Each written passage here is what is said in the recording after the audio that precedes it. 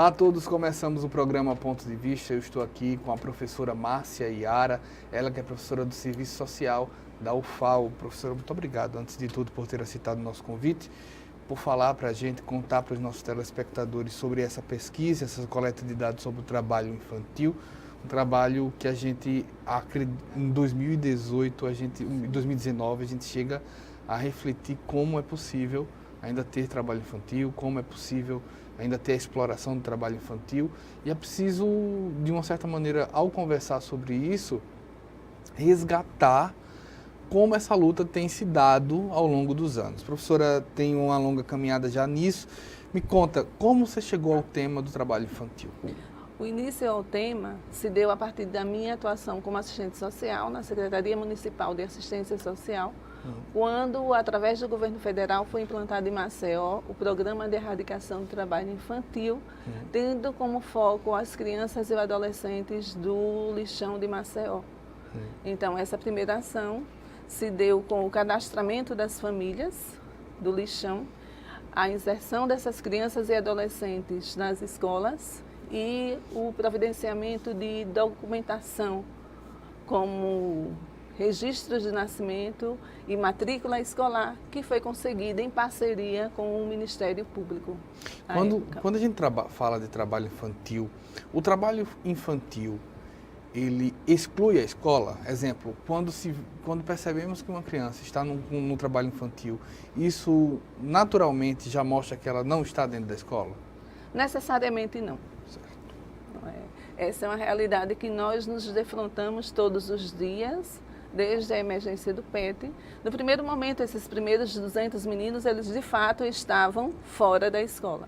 Certo. Mas hoje, com a nova formatação da política de assistência, né, que se deu a partir de 2004, o que é que acontece? Nós temos grande maioria dessas famílias inseridas nos programas de transferência de renda, especialmente no programa Bolsa Família. No entanto, ainda é possível visualizar no cotidiano crianças e adolescentes em situação de trabalho, em decorrência, muitas vezes, da extrema pobreza e da necessidade de reforçar o orçamento familiar. Como também associadas às questões de ordem objetiva, nós podemos citar as questões de ordem cultural, de que o trabalho é um elemento dignificante, que assim, enaltece... Dependendo do local, eu lembro, professora, me permita perguntar, que, exemplo, vamos sair um pouco de Maceió. Se você for para o sul, algumas áreas rurais, isso daí é cultural a ponto de, tem que fazer parte de uma cultura familiar, não é isso? Em determinados momentos, ele acontece como uma forma de aprendizagem para o futuro. Alguns atores debatem essa questão, né? Como o trabalho infantil, como uma preparação para o aprendizado para uma vida futura. Mas quando é que esse trabalho deixa de ser um aprendizado e torna-se uma situação que ameaça o desenvolvimento escolar, o desenvolvimento físico e emocional dessa criança e desse adolescente? E a questão central está aí. Entendo. Exemplo, uma criança que prejudica algum momento a sua educação para trabalhar, ela está num processo de exploração. Ou que essa situação prejudique tanto o desenvolvimento escolar, como traga riscos à sua integridade física e mental. Deixa eu tentar deixar no cotidiano, exemplo, um pai de família, uma mãe de família, que tem um mercadinho e seu filho está dentro desse mercadinho, ela está cometendo uma exploração do trabalho infantil? Você está me colocando numa saia justa, né? Não é a minha intenção. A situação é a seguinte: dependendo do tipo de atividade que a criança desenvolve, se a criança manuseia caixas com peso acima da sua capacidade, porque eu estou lidando com quem? Com seres em desenvolvimento, seres que ainda estão sujeitos, que ainda estão em processo de formação, em desenvolvimento. Se ele lida com produtos pesados, acima da sua capacidade, ou se ele lida com produtos químicos, que pode correr riscos de acidentes, ou se ele lida com materiais cortantes, perfurantes, que possam provocar mutilações, ou que essa atividade seja excessiva à jornada e leve a um limite de cansaço que prejudique o seu desempenho na escola, isso se caracteriza como trabalho infantil. Muito é uma questão de falta de noção também, falta de bom senso, né, professora? A gente tem visto que às vezes não há uma preparação dos pais para saber o que é a realidade, né? Até que ponto é trabalho infantil. Muitas situações também de crianças que assumem responsabilidades, não só na sua casa, como também na casa de terceiros, de um tio, de um avô, cuidando desde a limpeza até a alimentação, lavagem de roupa. Como uma criança que assume uma jornada dessa tão árdua, e se para um adulto já é árduo, fazer a faxina, o almoço e cuidar da sua própria casa, imagine cuidar de 3 casas. E nós vivenciamos isso no cotidiano e isso é muito naturalizado. Imagine o esforço físico que essa criança faz e imagine o resultado disso no desempenho escolar. Não faz muito tempo, eu digo isso por uma realidade alagoana, você tinha na capital muitas famílias que iam ao interior buscar sobrinhas, primas, para cumprir uma tarefa. Essa é uma questão importante que você está destacando, a questão do trabalho infantil doméstico na casa de terceiros, que é uma questão muito comum, porém é de grande invisibilidade e de difícil identificação, justamente por acontecer dentro do âmbito familiar.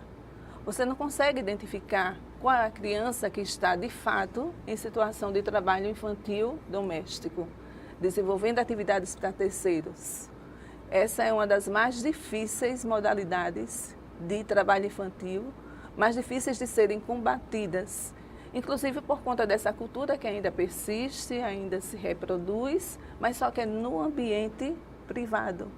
E muitas vezes as crianças, os adolescentes, muitas vezes não, a maioria das vezes, eles são instruídos já em casa a não informarem que tipo de atividade eles vêm desenvolvendo. Isso está sendo muito concreto, né, muito enfático na pesquisa que a gente vem desenvolvendo. E a pesquisa, o título da pesquisa é o trabalho infantil nos mercados públicos e feiras livres de Maceió, crianças em perigo. O trabalho infantil nos mercados públicos e feiras livres de Maceió, onde a gente analisa como está se dando o trabalho infantil dessas crianças desprotegidas socialmente por estarem em situação de rua ou na rua, né, vivenciando situações de trabalho, expostas a diversas formas de violência e de violação de direitos, como, por exemplo, o tráfico, como, por exemplo, violência sexual, exploração sexual, acidentes, né, e diversas situações que podem ocorrer no cotidiano dessas crianças. Por que a escolha? E o mais interessante é que elas compreendem, quando a gente chega na escola para debater sobre a questão, elas compreendem. Mas nas narrativas, o que eu posso fazer? Por que a escolha pelo mercado público e as feiras livres? A SEMAS, na gestão, não sei se é na gestão atual ou na anterior, ela já realizou uma pesquisa sobre o trabalho infantil nas orlas. Então, a nossa opção foi por mercados e feiras livres, pelo fato de a grande incidência de crianças em situação de trabalho estar se dando nesses espaços. Qual o perfil dessas crianças?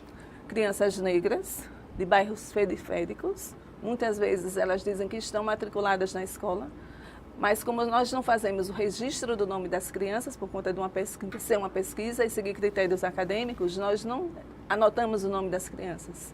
Mas fazemos o questionário com a criança e já estamos percebendo qual é o perfil dessas crianças.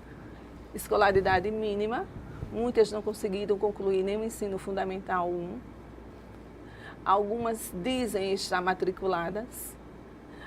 A grande maioria de crianças são negras e uma grande faixa que a gente está encontrando em situação de trabalho está entre os 10 e os 14 anos.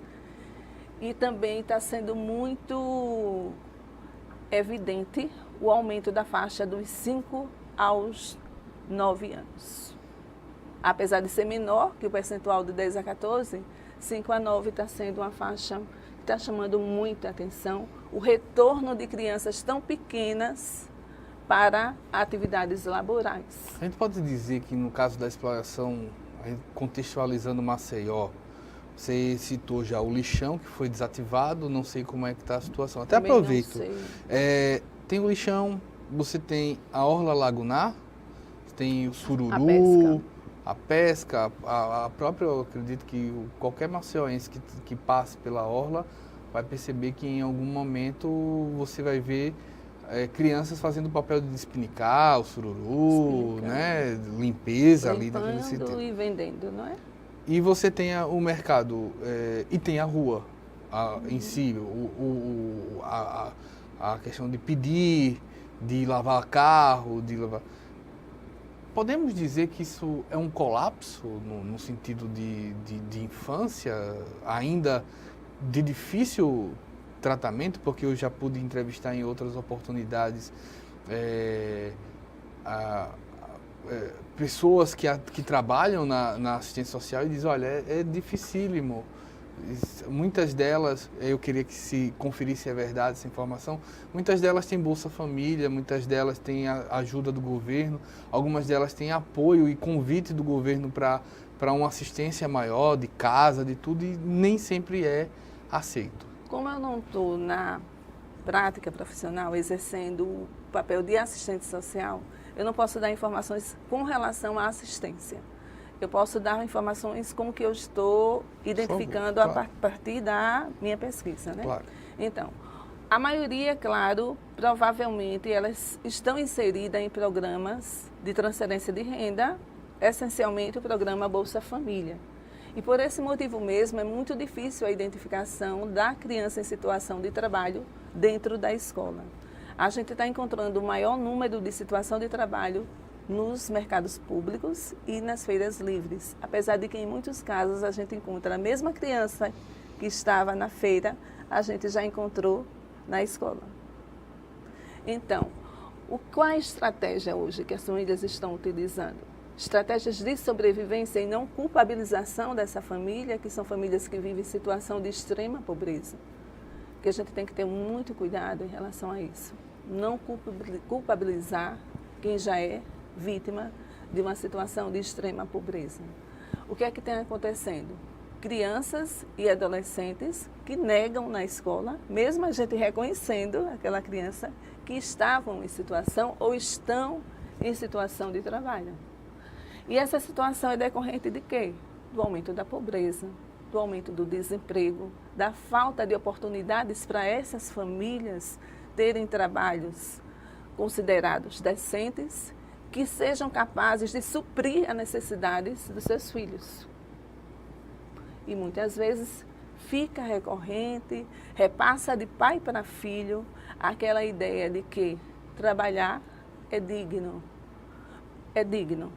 No entanto, quais são os riscos que sua criança sofre no momento em que ela está nas ruas, sendo sujeitas a todas as formas de violação de direitos e totalmente desprotegidas. E é essa a principal preocupação do Ministério Público quando financia uma pesquisa para identificar crianças em situação de trabalho infantil, para ver que, a partir desse diagnóstico, não diagnóstico, desse retrato,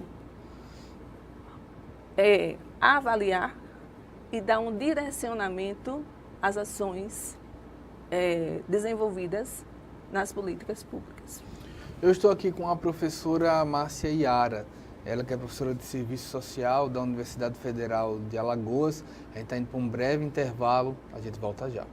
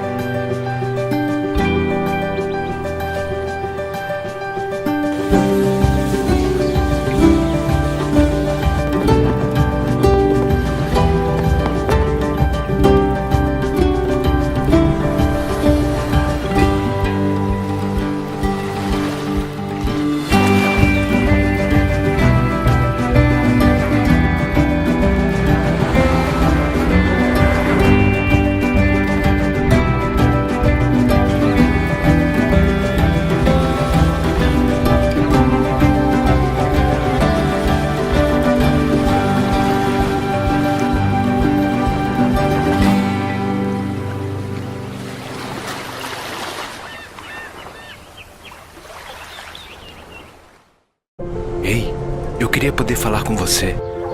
Te falar desses últimos meses e como tudo tá melhor.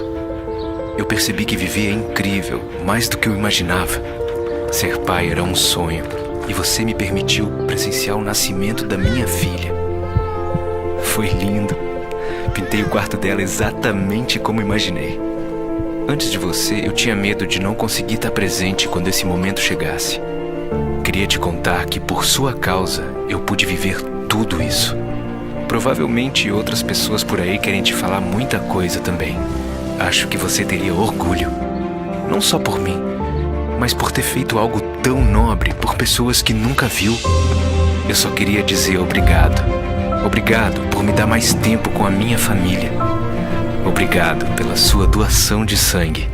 Doe sangue regularmente. Tem sempre alguém precisando de você. Procure o Hemocentro mais próximo e seja um doador.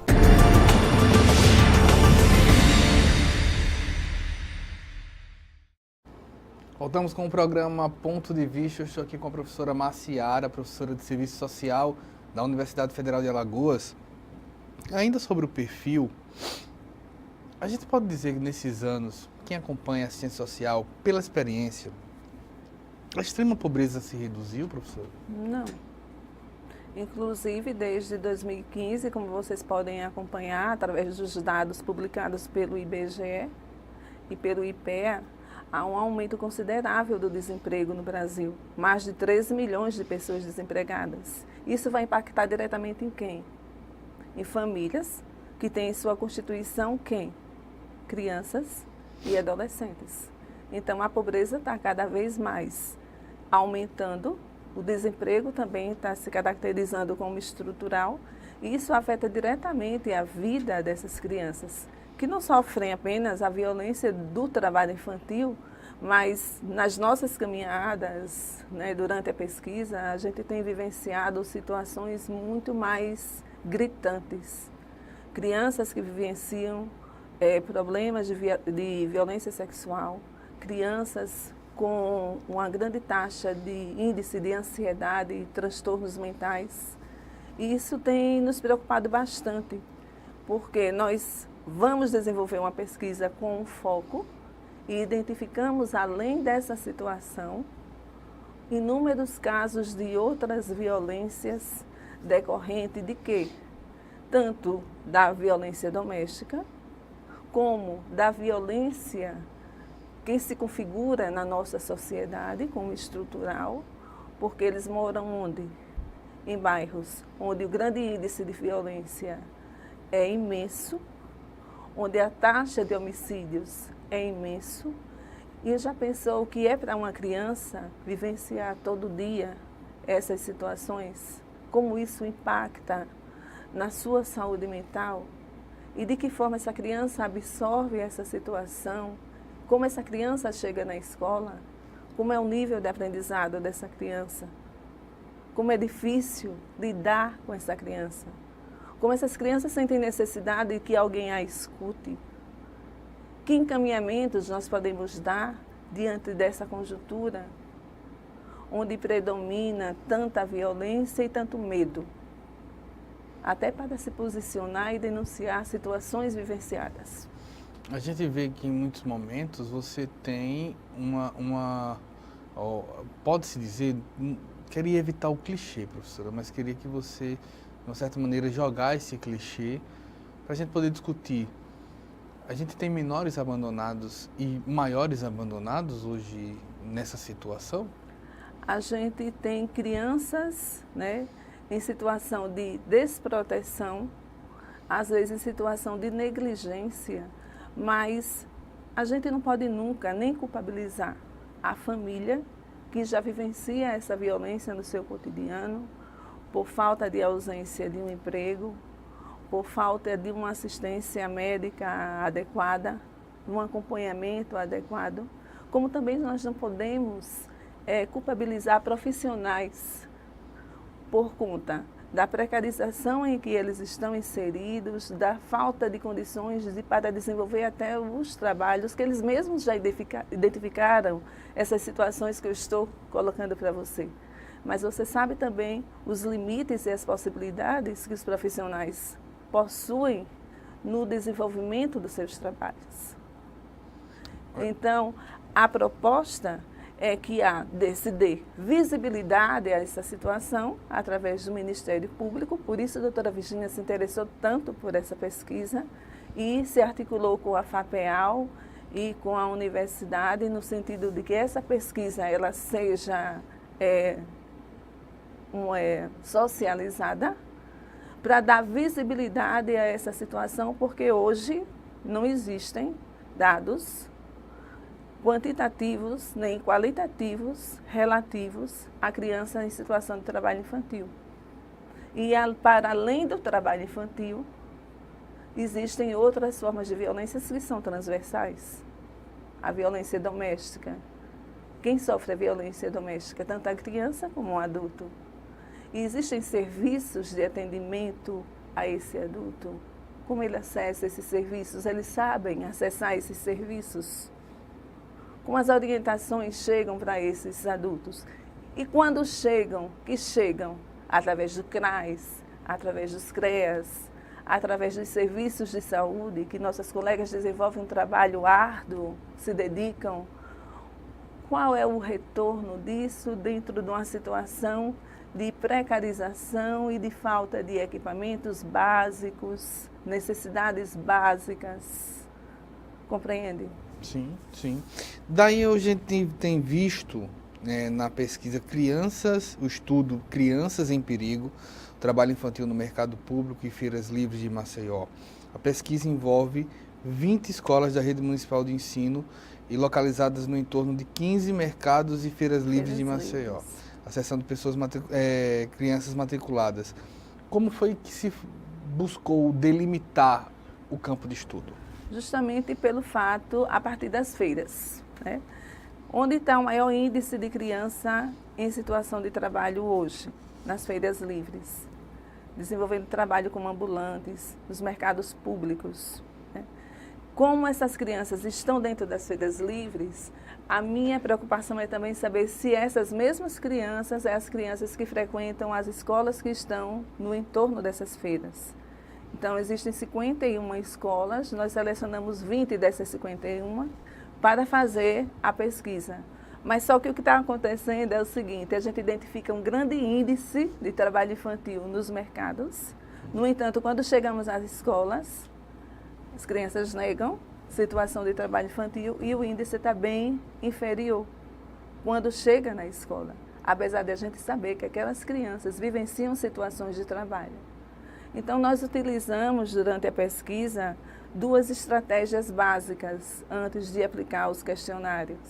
A gente faz oficina de prevenção ao trabalho infantil através do filme Vida Maria, como também a gente achou ainda mais eficaz utilizar fotografias com situações comuns de trabalho na cidade de Maceió.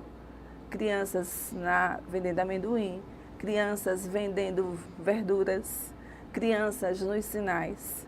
E a partir dessas fotografias, nós desenvolvemos debates com as crianças sobre o que é, como elas compreendem aquela situação, os impactos daquela situação na sua saúde, os impactos daquela situação no seu desenvolvimento escolar e, consequentemente, na infrequência e, posteriormente, pior, na evasão. É a maior causa da evasão, o trabalho infantil? Tem como correlação. A criança que não está na escola, provavelmente ela está onde? Nas ruas, desenvolvendo algum tipo de trabalho, seja ele lícito ou ilícito. Muitos desses trabalhos trazem algum tipo de sobrecarga a essas crianças? Sim, especialmente trabalho com carregos, trabalhos onde eles levam areias. A gente descobriu muitas crianças que carregam areias, crianças que trabalham cavando túmulo, além de cavar túmulo para uma criança. Como isso é doloroso para elas e amedrontador. E como isso afeta a saúde mental de uma criança. Crianças que cavam túmulo, crianças que carregam pedra, crianças que carregam areia, crianças, qual mais a modalidade que a gente tem encontrado? Crianças em oficinas mecânicas, E uma situação bem interessante, crianças trabalhando em padarias. Elas dizem ajudar a fazer o pão em padarias. Só que, claro, com relação à ética na pesquisa, a gente não está registrando o nome das crianças, a gente está identificando a situação para apresentar a realidade do município em termos qualitativos e em termos quantitativos. E muitas vezes elas denunciam essa situação através do desenho. E como é que tem funcionado isso? Elas desenham situações de trabalho. Quando elas não querem denunciar a si próprias, a gente pede para ela identificar situações de trabalhos que elas veem no bairro em que elas moram. Então, nessas situações, a gente descobriu uma variedade de atividades que as crianças vêm desenvolvendo, que a gente só vai apresentar no resultado final da pesquisa. A pesquisa tem plano para acabar quando? Ser concluída A quando? previsão do final da coleta de dados e entrega do relatório seria 28 de fevereiro. Certo. Mas em decorrência das dificuldades que nós temos encontrado devido à infrequência, muitas vezes, a gente chega na escola, não tem alunos para fazer, porque os alunos, se chover, os alunos faltam, principalmente alunos de encostas. EJA, que é o público que a gente queria pegar na faixa especificamente dos 15 aos 17 anos. Também eles são muito infrequentes, além deles não saberem escrever. E é uma coisa muito séria isso, a questão da defasagem na aprendizagem. A maioria das nossas crianças, as crianças do estado de Alagoas, elas não sabem escrever. Então, a estratégia escrita criativa muitas vezes não funciona. Em algumas escolas funcionam, em outras não funcionam, porque as crianças minimamente sabem escrever seu próprio nome. Um analfabetismo funcional. E o que cria impedimentos para uma possibilidade de entrada no mercado de trabalho como aprendiz. Também, né?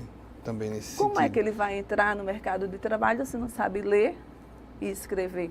São quantos participantes dessa pesquisa, desse estudo? Na pesquisa, nós estamos contando com 7 bolsistas Certo. e 11 colaboradores, 13 colaboradores. Dentre os colaboradores, temos profissionais de serviço social, que já foram membros do grupo de pesquisa, que estão colaborando ativamente.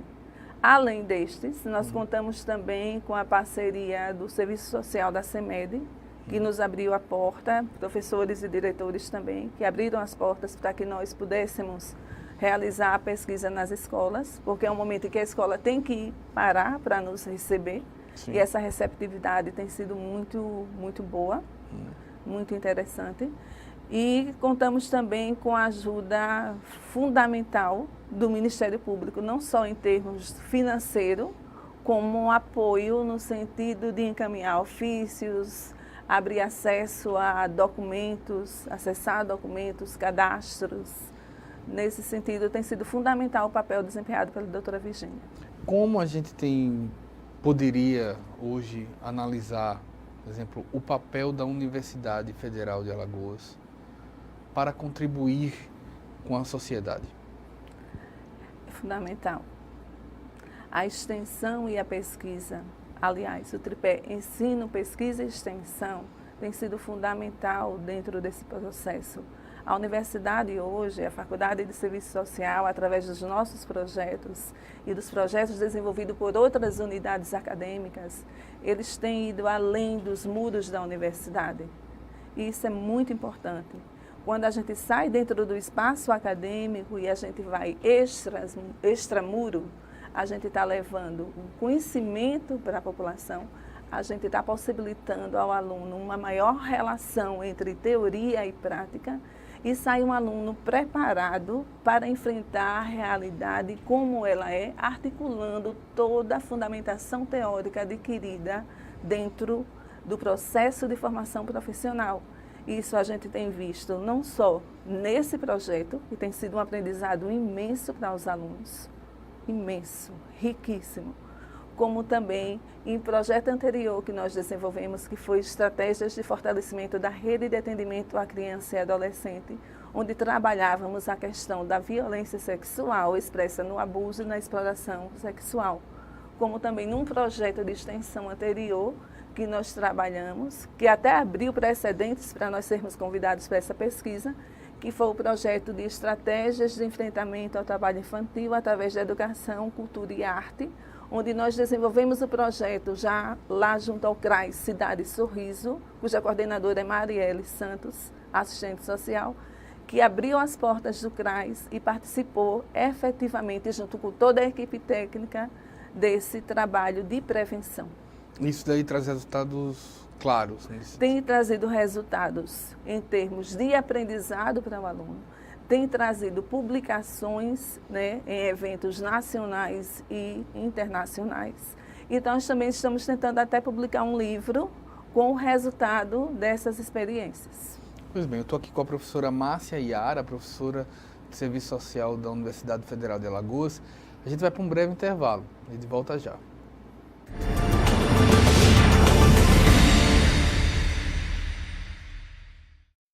Toda foto ele tá sorrindo.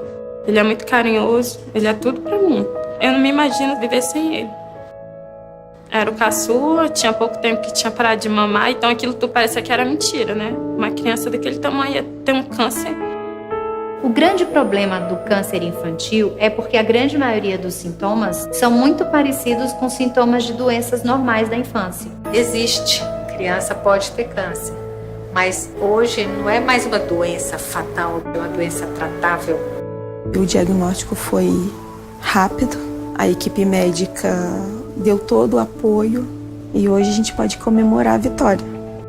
Eu estou muito feliz pelo progresso dele, por tudo que ele anda agora fazendo e antes ele não podia fazer.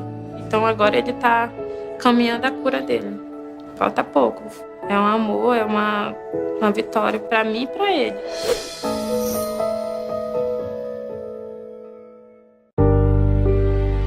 Minha filha deixou um vazio tão grande na família. Que só quem passou por isso na família ou próximo sabe como que é, né? Foi um dos momentos mais difíceis da minha vida.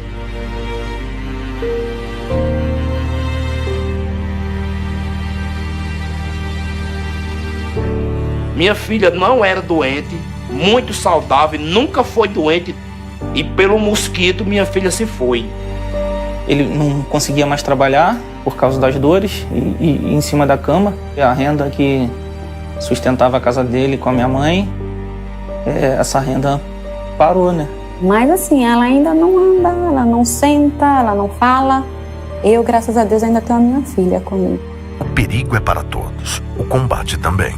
Faça a sua parte. Com ações simples, podemos combater o mosquito. Ministério da Saúde, Governo Federal.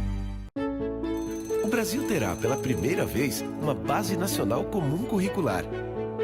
O documento é democrático e respeita as diferenças. Com a base, todos os estudantes do país, de escola pública ou particular, terão os mesmos direitos de aprendizagem. Hoje a aula é sobre cidadania. Isso é bom. Se a base da educação é a mesma, as oportunidades também serão. Ministério da Educação, Governo Federal.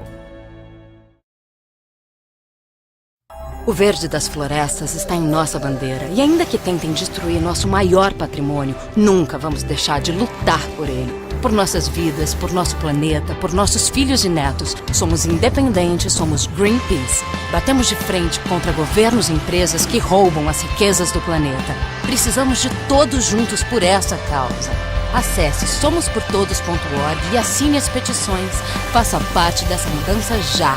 Greenpeace. Somos por todos.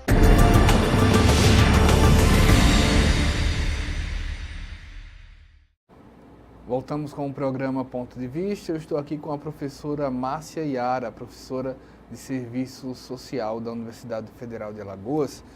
O trabalho que a gente já falou algumas vezes aqui do trabalho do MPT, quanto é importante trabalhar com o Ministério Público nessa questão? Sim, é fundamental, porque o Ministério Público do Trabalho, ele também está à frente, tem a Corda Infância, né, que é responsável por essas questões relativas ao trabalho infantil. A Corda Infância é responsável pelo programa MPT na escola, E foi a partir desse programa MPT na escola que surgiu a necessidade de identificar a realidade dessas escolas. Porque o programa MPT na escola, a promotora, os promotores públicos do Brasil, eles desenvolvem uma atividade de esclarecimento junto aos professores, junto à comunidade escolar, sobre os prejuízos do trabalho infantil, como também trazem indicações de como acessar o programa da aprendizagem. A gente pode dizer, de uma certa maneira, professora, que existe uma quantidade pequena ou deficitária de registros de identidade? Sim. O que a gente está encontrando nas escolas é justamente isso. Os alunos não têm documentação, eles não possuem registro de identidade, a RG, né? Também não possuem carteira de trabalho profissional. E que tipo de Isso prejuízo? dificulta o seu cadastro no sistema, tanto no Soprobem, como no CIEE, ou como na Rede de Proteção à Infância, que são sites que acessam ao adolescente a possibilidade de se cadastrar para a aprendizagem. Um documento desse é gratuito, né? A primeira via. Por que você acha que isso se dá? Talvez por falta de esclarecimento das crianças. Quando a gente passa nas palestras, a gente já informa a necessidade de acesso a esses documentos, já que eles são gratuitos. E talvez também por conta da necessidade de um maior incentivo, porque muitas vezes eles são muito apáticos. Eles não têm iniciativa para buscar e precisam de orientações mais precisas, de encaminhamentos mais precisos. Outra coisa que a gente tem percebido, e eu queria que você falasse um pouco, é da importância do programa de erradicação. Do PET? Isso. O PET ele tem passado por mudanças, né? Na primeira fase, ele tinha a jornada ampliada, denominada jornada ampliada, onde nessa jornada ampliada existia o reforço escolar. Com as mudanças, ele se tornou agora um serviço, ele faz parte integrante do Serviço de Convivência e Fortalecimento de Vínculo. É demasiadamente importante, porque através da identificação das situações de trabalho, que se dá através do CREAS, eles são encaminhados aos serviços onde são desenvolvidas ações de prevenção e de reincidência ao trabalho infantil. Só que mesmo apesar da existência desse programa e do trabalho empreendido pelos profissionais para o sucesso do programa, as crianças, os adolescentes e as famílias ainda encontram estratégias de sábados, domingos e no período noturno sair para desenvolver atividades laborais. Com todo o trabalho de conscientização, de apoio. Porque é uma cultura muito impregnada, né, da questão da dignidade do trabalho e a questão também da pobreza excessiva. Eles se sentem responsáveis e orgulhosos por estarem contribuindo, apesar de muitas vezes no discurso deles eles falam, eu sei dos riscos, mas o que é que eu posso fazer? Minha família precisa. Nesse sentido, você fica... É razoável orientar o cidadão a não comprar de crianças? Essa é uma questão bem difícil, né? Porque a gente orienta o cidadão a não comprar de criança. Uma criança que está na rua, ela pode estar por duas razões. Ela pode estar para ajudar o orçamento familiar e ela pode estar também através de um atravessador que se utiliza de crianças ou para esmolar ou para vender determinados produtos a fim de sensibilizar a população. A questão é essa. E em que momento você está sabendo? O ideal seria o quê? Encaminhar essas crianças para escolas, encaminhar essas crianças para a rede de atendimento, acionando o CRAS ou acionando o Conselho Tutelar. Mas o cidadão pegaria o telefone de um CRAS e faria uma denúncia, seria isso? Para um cidadão acessar um CRAS é muito difícil, porque muitas vezes as pessoas nem compreendem o que é o CRAS. Muitas escolas a gente chega, nem as crianças, as próprias crianças sabem o que é o CRAS.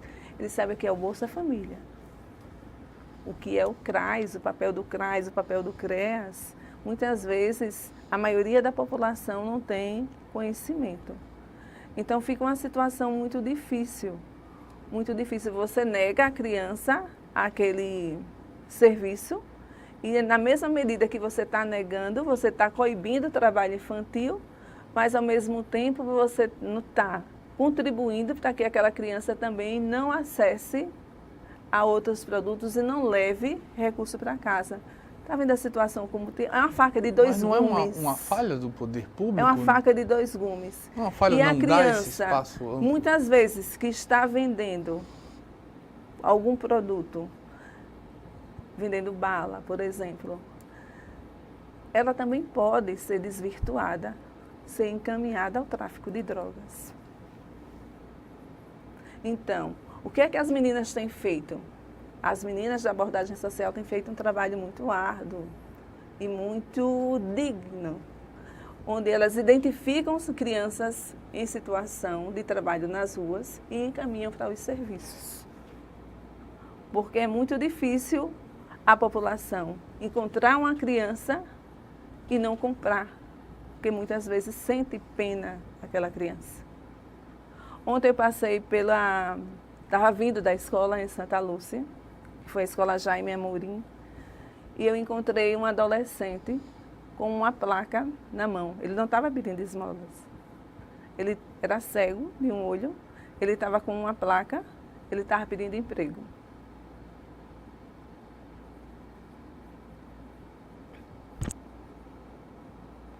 O sinal fechava, o semáforo abria, a placa, e ele se tornava invisível. E era um menino branco. Imagine se fosse um menino negro, onde existe um estigma, todo um rótulo de que o negro, potencialmente, é um marginal.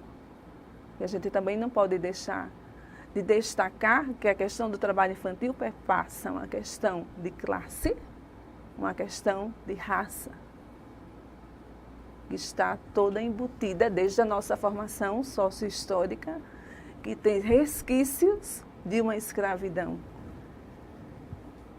E que essa pobreza que aflora na nossa sociedade, não só em Alagoas, mas em todo o Brasil, é uma pobreza que atinge majoritariamente quem?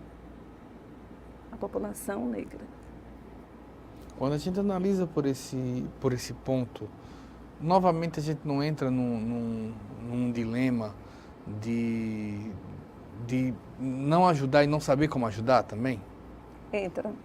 Exemplo, até no próprio emprego mesmo, eu acredito que alguns poderiam tentar encaminhar, como eles deveriam fazer. O certo seria ligar para o Conselho Tutelar, denunciar a situação de exploração que aquela criança está sendo submetida e o Conselho Tutelar ir até aquele local e fazer o encaminhamento. É a atitude correta e não dar a esmola, dar o dinheiro. Mas geralmente, até mesmo o Disque 100, quando a gente aciona, a gente, não sei se você já acessou o Disque 100, mas a gente sente toda uma dificuldade para concluir até a denúncia. Burocraticamente? Burocraticamente você tenta o Disque 100, você fala, tenta, e é uma série, um sistema joga para o outro e você não consegue efetivamente concluir uma denúncia. Quando a gente analisa também... E o que é que a gente vê? Você vai num bar à noite, provavelmente você já deve ter frequentado bares à noite, e o que é que você vivencia? Muitas vezes crianças com menos de 5 anos de idade, vendendo balas dentro do restaurante, mas você está muito confortável, as outras pessoas estão muito confortáveis, é a criança do outro, não é a minha criança. A minha criança não pode estar em situação de trabalho, mas a criança do outro é natural. Eu naturalizo, eu não vejo. E muitas vezes, do outro lado da rua, tem alguém que está utilizando do trabalho dessa criança algum adulto por trás disso. Que muitas vezes, quando eu vou e tento denunciar, eles correm. Mas o poder público muitas vezes já identificou esse adulto. Né? Já identifica, registra, mas a reincidência é constante. Entendo. A gente também vai estar indo para o nosso último intervalo. Na volta, eu queria discutir um pouco mais sobre a metodologia. A gente tem falado dos questionários, dos desenhos, mas queria discutir um pouco sobre isso. Eu estou com a professora Márcia Iara, professora de Serviço Social da Universidade Federal de Alagoas. Estamos aqui falando do estudo, né, que vai ser publicado em breve, do estudo Crianças em Perigo, o trabalho infantil no mercado público e feiras livres de Maceió. A gente vai para o intervalo, nosso último intervalo, a gente volta já.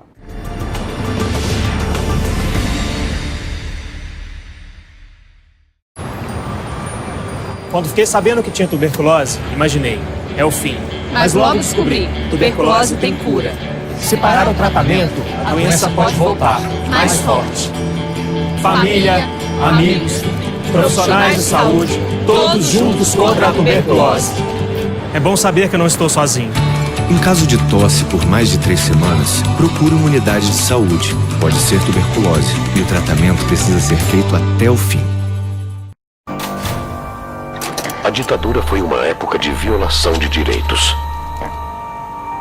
E muitos dos documentos que contavam os detalhes sobre os crimes cometidos foram censurados, escondidos ou destruídos.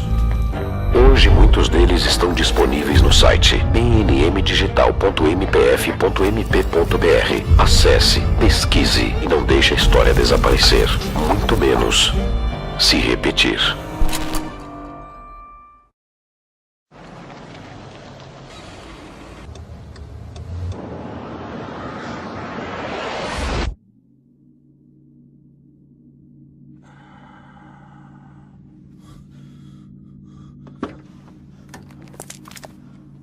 Mate, oh, I'm so sorry. I thought there was time. He's just pulled out. I don't have time to stop. Well, come on, mate. It was a simple mistake. I don't know if I was going a bit slower. Please. I've got my boy in the back.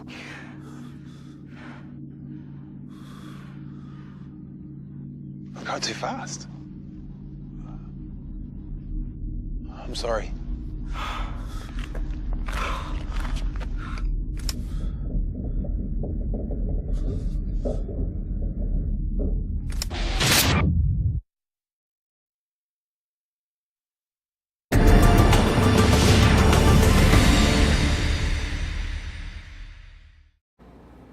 Olá a todos, voltamos com o programa Ponto de Vista. Eu estou aqui com a professora Márcia Iara, professora de Serviço Social da Universidade Federal de Alagoas. Estamos aqui falando do estudo o Crianças em Perigo, o trabalho infantil no mercado público e feiras livres de Maceió. Nessa pesquisa que envolve 20 escolas da rede municipal, quantos questionários, qual a metodologia, como vocês se programam, se planejam para fazer esse trabalho?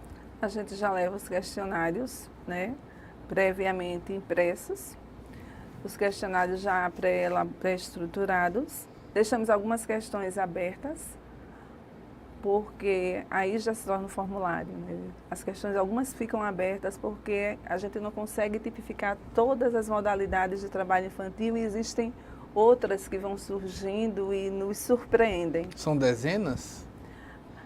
Na Feira Livre, por exemplo, a gente tipificou as situações mais comuns, só que surgiram outras situações novas que nós não conhecíamos. A mesma situação nas escolas.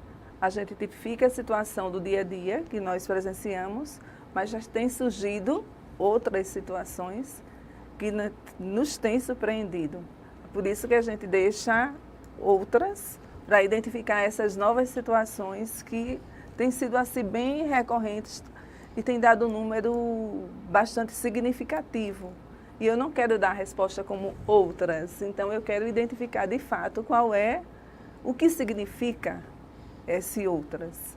Além dos questionários que nós aplicamos, apesar de nós levarmos 200 questionários, porque pode perder algum, por conta da realidade de cada escola.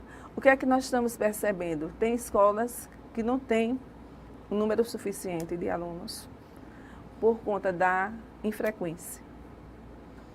Tem escolas que a gente não consegue aplicar nem 70 questionários por conta da ausência dos alunos à escola. E isso tem prejudicado muito a pesquisa. Tem escolas que a gente chega, não consegue ter aula. Como eu disse a você no início, dia de chuva, essa última segunda-feira, essa chuva da última segunda-feira, por exemplo, os alunos não comparecem porque moram perto de encostas e os pais têm medo que eles desçam as encostas e acessem a escola. A mesma coisa acontece com os alunos do noturno.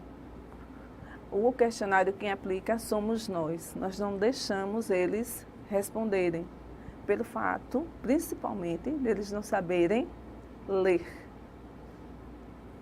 Como uma pessoa que não lê vai aplicar o questionário. Então, toda a equipe foi preparada anteriormente, foi treinada para responder o questionário. Então, é a equipe que teve toda uma preparação. Como o questionário em si, ele não consegue uma efetividade real, qual é a estratégia que nós utilizamos antes? A discussão do vídeo, Vida Maria, e posteriormente, com o avanço da pesquisa, também utilizamos as fotografias. O vídeo Maria, que não está acostumado, que não sabe, é um curta-metragem brasileiro. Que conta me permita o spoiler, conta a história de uma menina que trabalha, né, acredito que no interior, né, de um sertão nordestino, e que é tratada pela mãe para trabalhar, e isso reproduz na sua filha, em seguida sua neta, e isso daí se dá como uma reprodução geracional. Sim. E implica na falta de acesso dessa criança à escola, e essa falta de acesso vai se reproduzindo através das gerações. Também indica a questão da carga excessiva de trabalho a que é submetida a Maria. Ele mostra também a divisão sexual do trabalho, qual o papel da mulher na sociedade, qual o papel do homem na sociedade, inclusive nas sociedades rurais. Ele também perpassa a questão de gênero. Algo muito atual, né? Sim. Por incrível que pareça, um filme que poderia se passar na década de 10, de 20 ou hoje. Ele é muito atual e ele, assim, levanta muitos questionamentos por parte das crianças. Quando o ambiente está propício para ela receber. Porque o que é que a gente tem encontrado? Muita escola, acho que é por conta também do mês de janeiro, muito quente, muito calor. Isso já tem gerado muita impaciência para participar das atividades. Então já estamos deixando de apresentar o filme e estamos utilizando fotografias para debater a partir das fotografias as consequências e os impactos do trabalho infantil através de uma oficina que a gente faz com crianças ou com os adolescentes. A gente também tem visto que há uma preocupação, inclusive, com a saúde dessas crianças, né? Sim. O que a gente tem encontrado e tem preocupado muito as estudantes, tem preocupado muito os profissionais, é o nível de ansiedade dessas crianças. Crianças muito tensas, crianças que muitas vezes fazem uso de medicação. E isso, pelo depoimento deles, que a gente também não sabe se efetivamente isso ocorre. E isso é uma realidade difícil, tanto para os profissionais de serviço social enfrentarem, como para os profissionais da educação de um modo geral, professores, diretores, coordenadores pedagógicos, lidarem com situações que ultrapassam os seus limites. E como isso impacta a saúde mental também desses profissionais. É hora de, inclusive, rever na educação pública os papéis de mais setores, médicos, psicólogos. A gente tem recentemente uma proposta de lei que tramita no Congresso Nacional sobre a necessidade de se ter, obrigatoriamente, na verdade, um psicólogo em cada escola, que em alguns casos ainda não acontece. Você acha que isso é necessário? É fundamental, um psicólogo e também uma maior estruturação da rede de atendimento à criança e ao adolescente no município. Porque o diferencial dessa pesquisa é que a gente não está analisando apenas o trabalho infantil no mercado, o trabalho infantil nas escolas, mas como a política de atendimento está se efetivando e as suas dificuldades em torno dessa situação. Que eu acho que isso vai ser de grande importância para os profissionais. Colocar, esclarecer, dar visibilidade a essas dificuldades para nós pensarmos a partir daí coletivamente e através dos fóruns dos direitos da criança e do adolescente, através do fórum de erradicação do trabalho infantil, através dos planos temáticos direcionados a esse público, através das conferências que já ocorreram, as conferências livres, das quais nós participamos e fizemos em vários municípios, e identificamos diversas situações de violação de direitos e propostas encaminhadas pelas próprias crianças e adolescentes.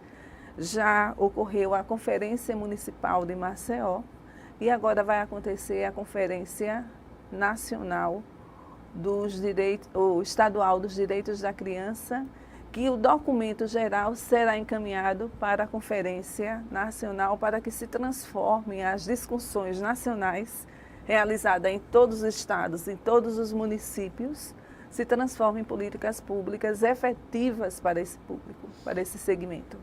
O que deixaria a professora Márcia Iara feliz após a publicação desse estudo?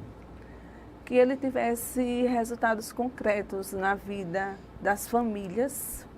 Eu não posso pensar na criança sem eu pensar na família em que essa criança está inserida. Na família e nessas crianças e adolescentes. E que isso trouxesse resultado também para os profissionais que se dedicam tanto por essa causa. Porque são muitas pessoas que se dedicam a essa causa, são muitas pessoas que estão nos âmbitos, nos diversos espaços de discussões, seja na rede de atendimento à criança, mobilizada pela doutora Alexandra, seja no Fórum de Erradicação do Trabalho Infantil, com a doutora Virgínia, e Nelma da Glória também à frente, seja pela SEADES, seja pela SEMAS. Então, é um grande grupo de profissionais envolvidos e com o mesmo propósito, lutar pelos direitos de crianças e adolescentes e que sejam criadas estratégias efetivas que deem encaminhamento à situação vivenciada por esse público. Muito bem, professora, muito obrigado por todos esses esclarecimentos. Apesar de todos os limites que nós vivenciamos, né? É verdade. Parabéns pelo estudo, espero vê-la mais vezes aqui. Obrigada. A gente agradece a você pela audiência, espero uma próxima oportunidade. Até mais.